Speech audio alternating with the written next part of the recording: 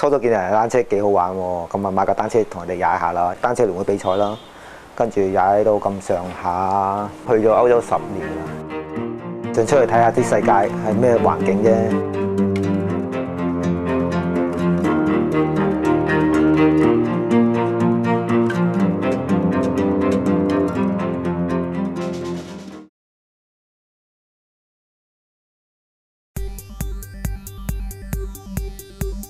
我阿哥嗰邊嘅，咁啊幫佢做小餐館咯，有假期就出去比賽啦。咁比下賽咁啊，餐館都唔好關住啦，比下賽周圍去啦。我哋啲車係靚過佢哋嘅，一起步，拜拜，佢哋走先，我後尾唔掂，跟唔到，因為個耐力唔夠。佢哋踩到砰砰聲咁快，我冇理由啊！點解我踩得咁慢嘅？然後有個踩法嘅，要衝住踩，唔可以收慢。嗰時架車自己噶嘛。驚整爛嘛，慢下蹬下蹬下蹬，人哋走晒。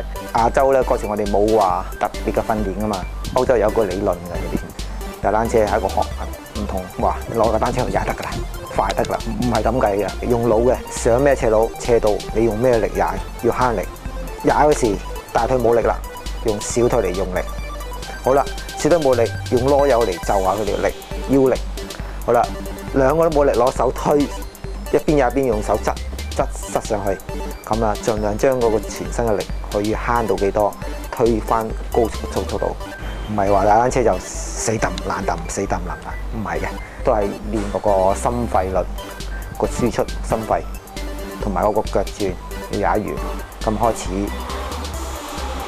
向呢個步伐嚟精進自己咯。其實踩單車你要同人比較。多啲啊，去經驗吸收，咁你自然會快。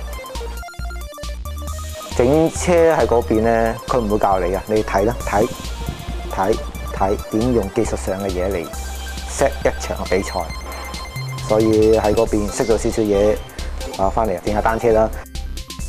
我呢度就通常就係維修嘅，專注維修多噶。鐵人車同埋公路車，有啲鐵人想換單車，咁啊同我 set。架車嘅 size 啊，裝咩零件係慳你嘅，即係消耗嘅能力，去話發揮你係游水慢咗幾多分鐘，係單車去追翻幾多分鐘嘅。而家有出書去話個單車架幾大，合適你嘅單車嘅 size，又 set 你嘅高度。其實單車每一年都會改晒啲 style 啊、零件啊、啲組合嘢都改晒，啲零件係出到電子波㗎啦，用電嚟推轉速㗎啦。